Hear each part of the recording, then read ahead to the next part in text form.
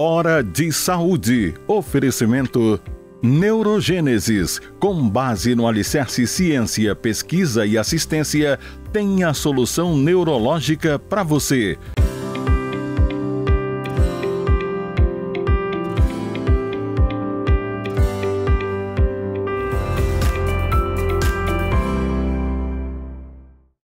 Caros amigos, mais uma vez no nosso programa dominical de saúde, Hora de Saúde, que é transmitido para todo o estado do Pará pela TV RBA, aqui em Belém, canal 13, e neste exato momento por o mundo inteiro pelo link rbatv.dol.com.br ao vivo ou simplesmente DOL, Diário Online, dol.com.br ao vivo. Eu gosto de falar porque nós somos assistidos agora no Canadá, nos Estados Unidos, no México, em toda a América Central, em toda a América do Sul, na Noruega. Eu sempre cito a Noruega porque o meu amigo de lá sempre comenta o programa. Na Noruega, na Suécia, em toda a Europa Ocidental, no Líbano, na África, em Luanda e no Azerbaijão. E o lugar mais distante que nos assiste é em Perth, na Austrália. São 11 horas de diferença. O pessoal assiste o programa à noite. Quando termina o programa, chegam os WhatsApps. Um dia eu ainda mostro esses WhatsApps todos para todo mundo, assim que tiver tempo. E esse nosso programa tem o apoio da Neurogênesis, que trata as doenças neurológicas na nossa região, por neurocirurgia, neuroclínica, neurointervenção, comandada pelos irmãos Eric Pascoal e Fernando Pascoal.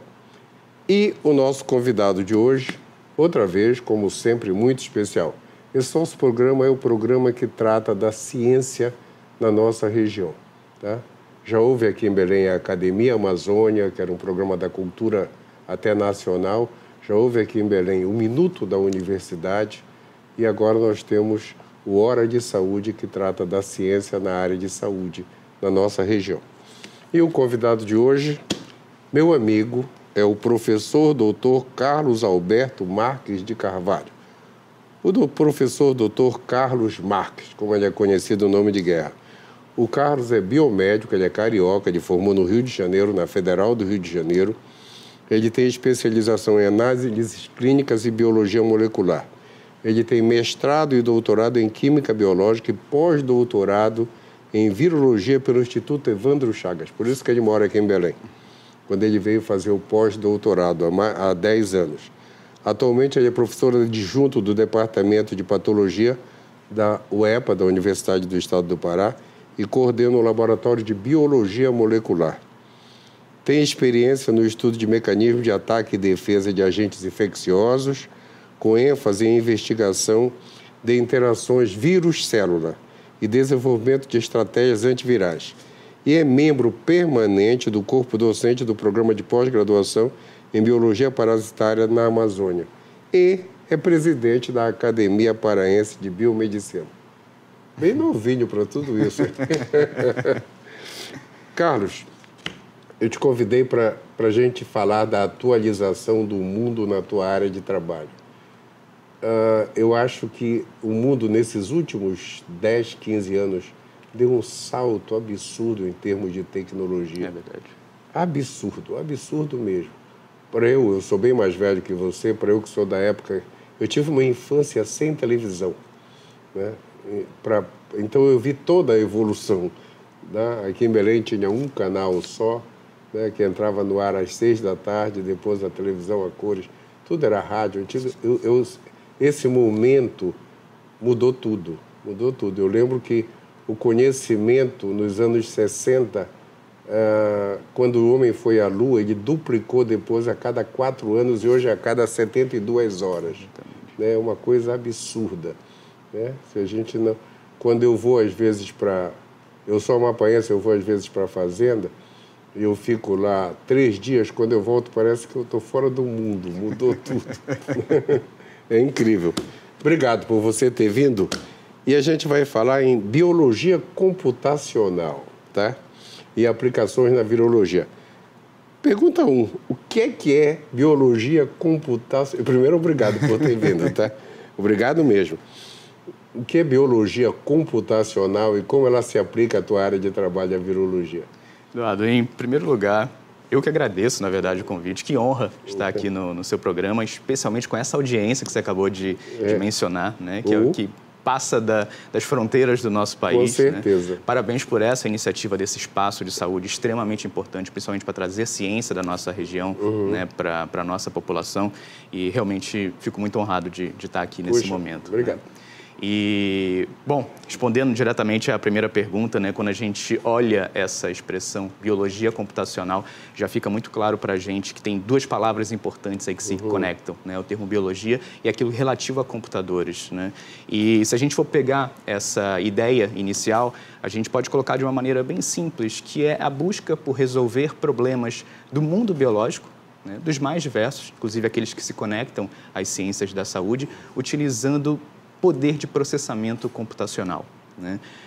E, em especial, esse tipo de abordagem ele vai utilizar algoritmos, né, para predição de mecanismos, predição de interações, vai se valer, por exemplo, de abordagens matemáticas para poder resolver problemas ali relacionados a esse mundo biológico, numa tentativa de se buscar acelerar processos de descoberta, processos de desenvolvimento, né, de procedimentos, né, das mais diversas áreas nesse sentido. E eu acho que vale até uma menção do porquê, em especial, essa aplicação da biologia computacional, como você mencionou, né, na área da virologia, porque quando a gente fala de vírus, né, e eu sou suspeito a dizer pelo meu grande envolvimento com os vírus desde o início da formação científica, a gente está falando simplesmente das entidades biológicas mais abundantes do planeta, sem sombra de dúvidas. Certo. Você pode pegar qualquer outra espécie de agente infeccioso, nada vai superar em número a quantidade de vírus que a gente tem no planeta. A gente tem, hoje em dia, né, fechando o ano de 2024, quase 15 mil espécies diferentes identificadas. Fora, obviamente, tudo aquilo que a gente não conhece, que é a maior parte disso. Com certeza. Mas se a gente for pegar essa estimativa e ter uma ideia da quantidade que a gente tem em número de partículas virais no planeta, isso fica expressivo. E uma vez eu já fiz essa conta. Eu sempre converso com meus alunos sobre. Se a gente fosse capaz de pegar cada vírus que tem na Terra, que é estimado hoje em dia em algo em torno do número 10 elevado a 31, ou seja, um seguido de 31 zeros. 31 zeros. Isso alcançaria um tamanho que sairia do nosso planeta, passaria dos nossos astros ao redor, passaria do sistema solar, sairia da estrela mais próxima, sairia da galáxia. Alcançaria uma altura aí de 100 milhões de anos-luz, para você ter uma ideia. E para a gente ter uma ideia do que isso representa em termos de dimensão, isso é 1000 vezes maior que o diâmetro da nossa galáxia.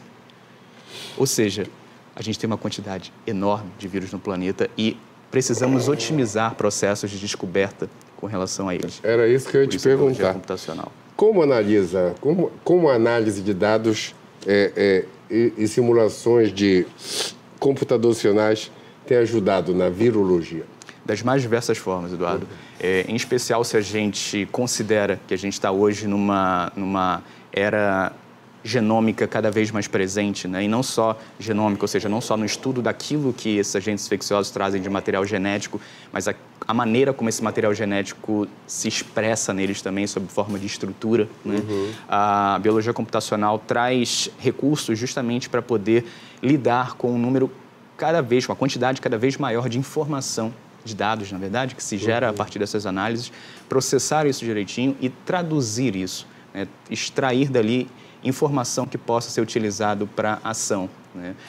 No processo de descoberta de novos vírus, por exemplo, onde inclusive a nossa região lidera uma posição bastante importante no mundo, principalmente quando se fala de vírus transmitidos por artrópodes, né, os chamados arbovírus que a gente tem aí, aqueles que são transmitidos por carapanãs, carrapatos, etc.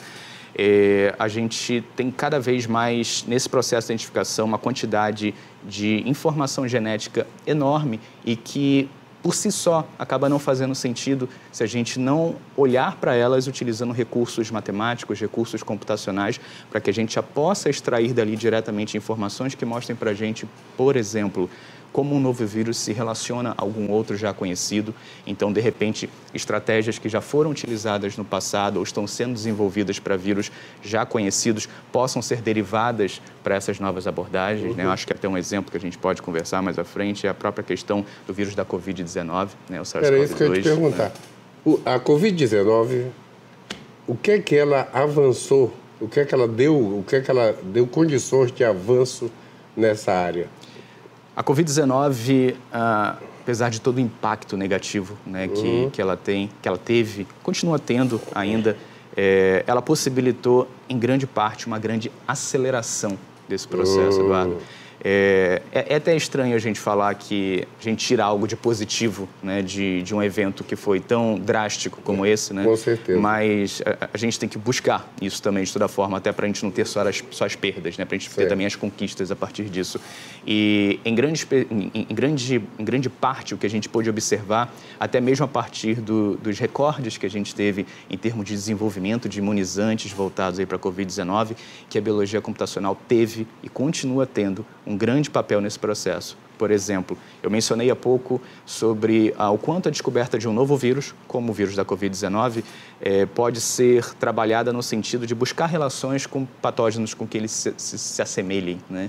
E quando esse novo vírus surge ali no final de 2019 e se começa um estudo dos seus genes, dos seus constituintes genéticos, né, que estão lá no interior do vírus em si, se percebe de imediato uma relação com o vírus ali de 2002, 2003, que é aquele que foi chamado originalmente de SARS-CoV, né, o coronavírus relacionado a SARS, lá que começou ali na região asiática, né, e foi se espalhando naquele local, com óbitos também bastante associados, né, e rapidamente um conhecimento que já se tinha sobre aquele vírus já conhecido pôde ser transladado para um novo vírus que se relacionava com ele. Claro, com todas as ressalvas, porque a gente está falando de uma nova espécie, né, que obviamente tem peculiaridades a partir dali, mas isso já trouxe uma aceleração no sentido de reconhecer o que eles têm de semelhante e aquilo que, por exemplo, parece ser pontos distintivos, o que com as ferramentas de predição, com algoritmos, a gente já consegue prever, como o nome já sugere, antes mesmo de ir para a bancada,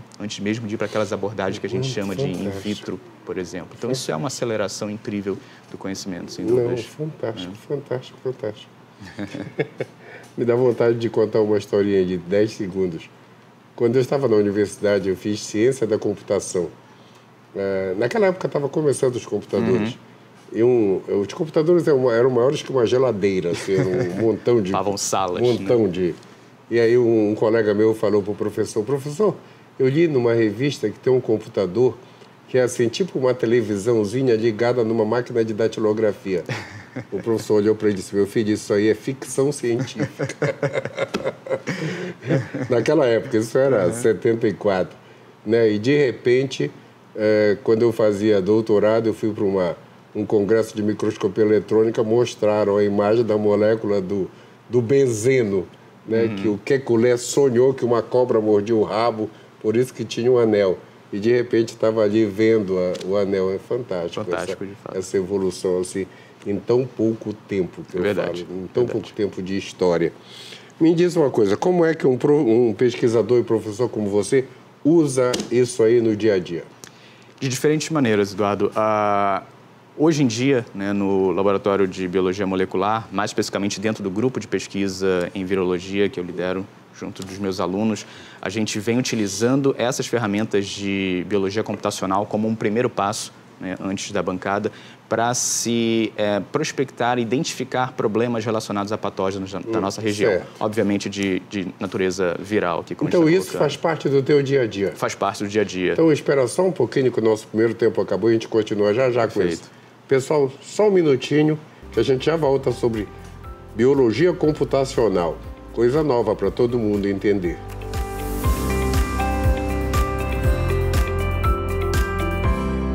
Hora de Saúde. Oferecimento Neurogênesis. Com base no alicerce ciência, pesquisa e assistência, tem a solução neurológica para você. A Neurogênesis atua no mercado de saúde com produtos e serviços que se moldam às diversas tendências da transformação digital.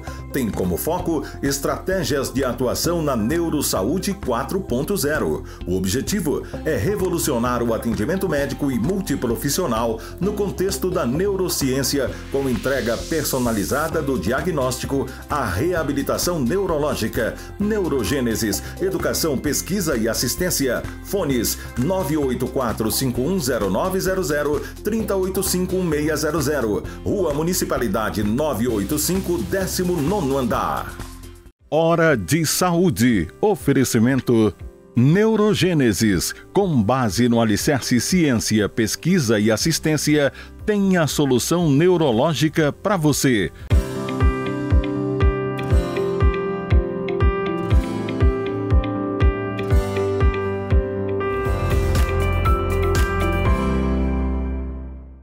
Voltamos nessa conversa sobre biologia computacional com o professor Dr. Carlos Marques, agora meu amigo, pesquisador da nossa região. O Carlos Marques é carioca e, pelo que eu vi, torce pelo Flamengo, mas tudo bem. Tinha um amigo meu que todo mundo nasce Flamengo, depois é só uma questão de evolução. O Flamengo até morrer. E aí, me fala sobre o teu dia a dia de tu e teus alunos com biologia computacional, como é que é? Em grande parte, Eduardo, o que a gente faz é, a partir, né, de vírus que sejam de relevância epidemiológica na região. Né? O próprio vírus da Covid-19, pelo impacto que teve também, mas especialmente alguns outros vírus respiratórios e em particular, aqueles arbovírus que eu havia mencionado há pouco com você, né? Como febre amarela, dengue, febre amarela, chikungunya, zika, né? E outros menos conhecidos por parte da população. O que a gente faz, em grande parte, é, a partir do que já se tem a respeito do material genético desses vírus, extrair dali informações que permitam para a gente, por exemplo, reconhecer como aquilo se converte durante o funcionamento desses agentes em estruturas na superfície dele, particularmente aquelas proteínas que se apresentam na superfície viral, que são responsáveis por interagir com a célula que ele vai infectar e invadir. Reconhecer essa estrutura é extremamente importante para que a gente possa não só explicar como é o mecanismo através do qual um vírus se associa a uma célula e consegue invadi-la, mas também para que a gente consiga desenvolver contramedidas a isso. Né? Então, reconhecendo essa estrutura, a gente pode, por exemplo, desenhar moléculas, né, que se liguem nessa estrutura e justamente impeçam que essa interação aconteça. Né? E mais do que isso, a gente pode, com essas ferramentas, entender como mutações afetam essa interação. No contexto da Covid-19, isso foi o trabalho de uma das minhas alunas de mestrado, inclusive, a gente teve aquelas grandes variantes que foram surgindo, né? Alfa, beta, gama, delta, ômicron, como a gente conhece até hoje aqui presente, e cada nova variante dessa carregava um conjunto de mutações que, sem dúvidas, afetava a estrutura desses componentes e afetava a maneira como eles interagem com a célula, inclusive permitindo o escape da proteção vacinal, principalmente quando surgem os ômicrons. Então, entender esse processo, como esse movimento estava acontecendo, o que isso significava em termos práticos, que estava alterando no vírus, né, para que a gente pudesse não só identificar o mecanismo, mas até mesmo prever novos movimentos, é um ponto que a gente vem se dedicando não só para o SARS-CoV-2, da Covid, mas para outros vírus também de relevância na região. E tem alguma limitação tecnológica para isso? Temos, Eduardo. Temos grandes limitações, né? Principalmente quando a gente considera o volume de dados que isso gera. Né? A gente precisa desenvolver instrumentos para lidar de maneira cada vez mais eficiente com esse grande volume de dados. Particularmente, um grande desafio nessa área é conseguir modelar toda a complexidade de um organismo vivo como o nosso, tentando prever essas interações. A gente sabe que, por exemplo, os experimentos em vivo, aqueles que utilizam animais, já têm suas limitações, né, na equivalência do modelo. Quando a gente desce um pouco o nível para os experimentos in vitro, aqueles de bancada com células em cultura, por exemplo, já tem limitações ainda maiores. Né? E quando a gente traz isso, obviamente, para a realidade de uma simulação computacional, as limitações se tornam ainda mais evidentes. Então, a gente precisa ter um grande cuidado e desenvolver cada vez mais meios para que essa modelagem que acontece em nível computacional possa refletir com cada vez mais acurácia aquilo que você tem se expressando na vida real. Né? Esse é o maior desafio, essa é a maior limitação no momento, né, julgo, pelo cenário que a gente tem atualmente. Fantástico. Mas, no fundo, tudo é genética. É, né? verdade. No fim das contas, a gente acaba lá. Eu perguntei, quando começou isso, um colega meu disse, o Mendel. Justamente. O Mendel, 1700 e alguma coisa. Exatamente. Né? E como seria bacana se ele Darwin tivesse se encontrado para essa troca de ideias. Com certeza. Se o Darwin estivesse presente. Justamente. Nisso. Tudo é genética. Os meus alunos, de vez em quando a gente está falando disso, professor, tem a genética que influencia tudo. Tudo, é verdade.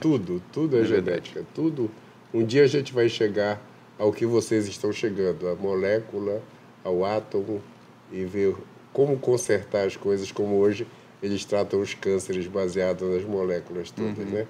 Que isso deu um salto também absurdo, né? Eu entrevistei alguém aqui que me falou que há 10 anos atrás curava 44% dos cânceres. Depois que a Imuno entrou no tratamento, hoje 80% dos cânceres. Quer dizer, em 10 anos foi um salto absurdo devido à evolução. A mesma coisa, aquela discussão do pessoal anti-vacina que dizia: não, a vacina demorou anos para... E agora eles fizeram em um ano. Mudou tudo, a evolução é essa. Né?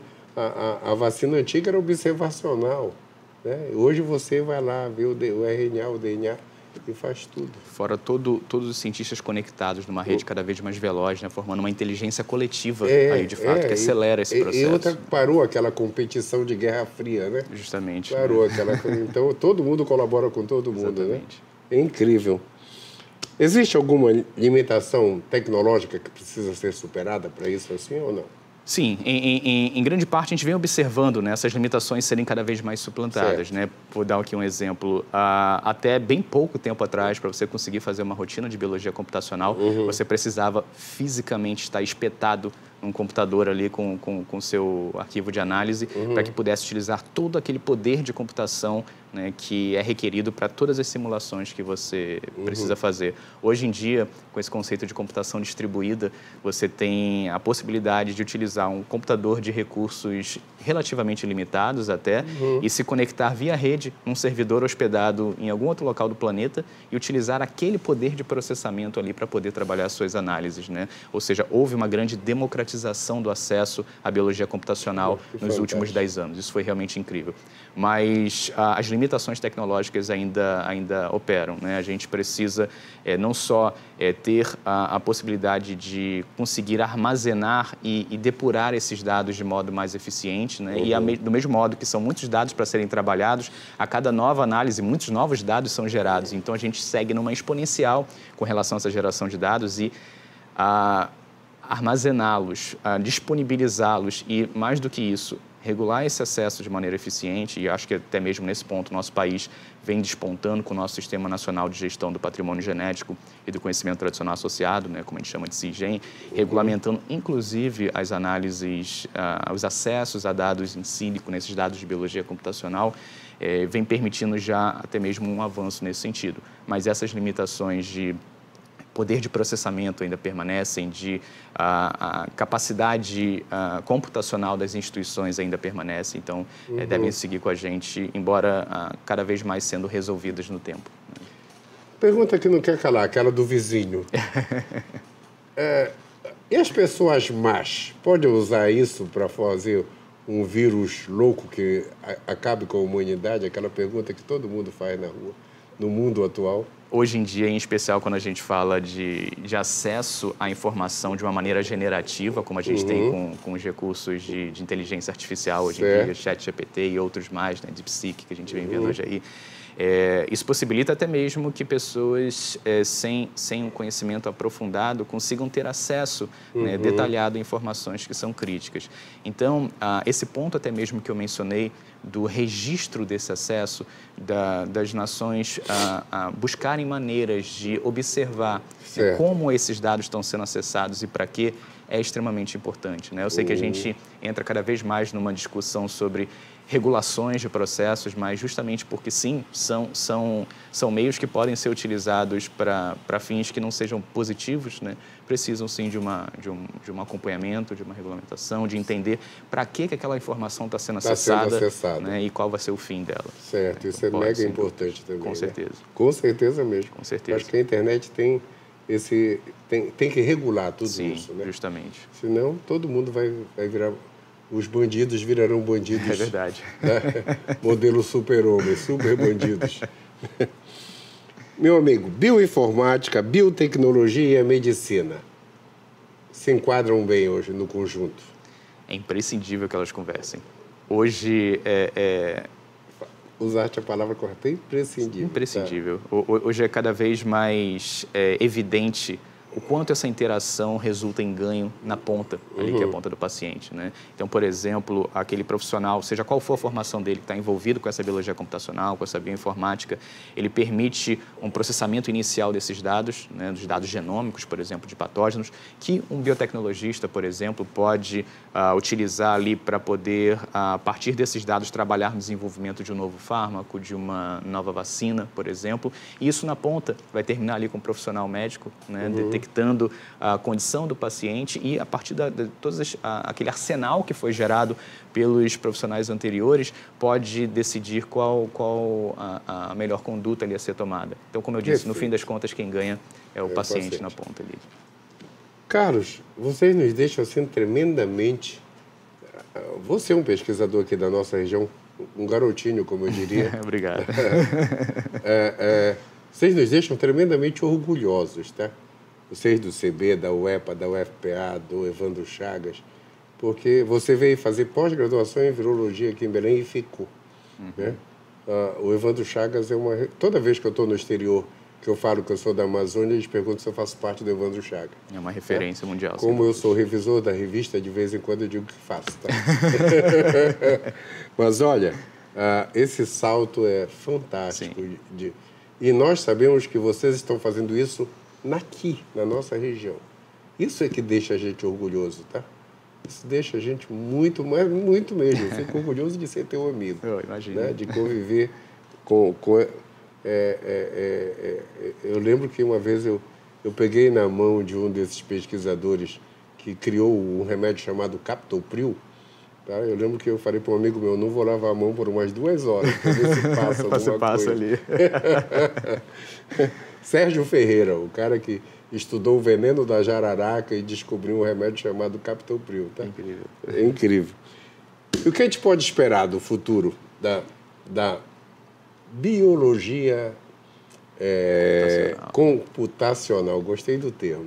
Eu acho que, conforme a gente observa cada vez mais um avanço da área, né, em termos de permitir compreensões mais rápidas de fenômenos, a gente pode observar um movimento cada vez mais, pensando na ponta do paciente, de um tratamento personalizado. Né? Hoje em dia isso já é uma realidade, né, com acesso a dados genéticos, mas cada vez mais isso vai se tornar uma realidade, algo corriqueiro, né, no atendimento, na prática clínica, de você receber esse paciente e saber do contexto genético dele, ao que ele vai responder bem, ao que ele pode ter mais dificuldade de responder, se determinado procedimento, seja profilático ou terapêutico, tende a surtir mais ou menos efeito dele de acordo com o perfil que ele apresenta em termos genéticos. Perfeito. Então, a gente vai observar, já observa, mas vai observar cada vez mais um avanço nesse sentido. E saindo da ponta do paciente, pensando mais abertamente, a nossa capacidade de prever, prevenir e tratar surtos de infecções por patógenos vai ser cada vez mais otimizada, sem dúvidas. Perfeito. Meu amigo Carlos, o programa é seu. Quando você precisar manter essas informações, é só ligar que a gente... As ordens. Certo? Você vai ganhar uma cadeira cativa. Obrigado, aqui. as ordens. E Carlos, nosso tempo acabou, então dedica o programa. Acho que é de grande importância que a gente, nesse momento, pense sempre quem nos formou. Né? E eu sou muito grato a todos aqueles que construíram o que profissionalmente hoje eu me identifico. Né? Então, sem sombra de dúvidas, uma dedicação vai ao meu grande e eterno orientador, desde a iniciação científica até o meu primeiro pós-doutorado, e sigo até hoje tendo a oportunidade de continuar colaborando com ele, o professor doutor André Gomes, do Instituto de Bioquímica Médica Leopoldo Demez, da FRJ, e não posso, de modo algum, também deixar de fazer uma dedicatória àquele grande pesquisador que me abriu as portas da ciência paraense, que na época ainda na direção do Instituto Evandro Chagas me recebeu aqui e permitiu que eu me radicasse aqui na região, que foi o Dr. Pedro Vasconcelos, né, atualmente professor da nossa Universidade do Estado do Pará. Então, a esses 2 grandes nomes eu dedico essa oportunidade aqui e agradeço, né, por todo aprendizado que não só me proporcionaram, mas continuam me proporcionando até hoje. É isso. Professor é professor eterno, principalmente os bons. É verdade. Né? Professor André Gomes, o programa vai chegar no senhor com certeza. E o Pedro Vasconcelos, meu amigo. Puxa, eu estou orgulhoso também, Pedro. Tá? Um dia desse eu quis comparar currículo, não deu, tá? O Pedro tem quase 400 publicações. É uma concura. Meu Deus, eu disse, meu Deus, eu me achava o máximo, com quase 80, ele tem quase 400. É verdade. É isso. Pedro, André e toda a sociedade civil, esse programa de super informação foi para vocês, tá? E uma semana iluminada para todos e domingo que vem a gente volta. Tchau.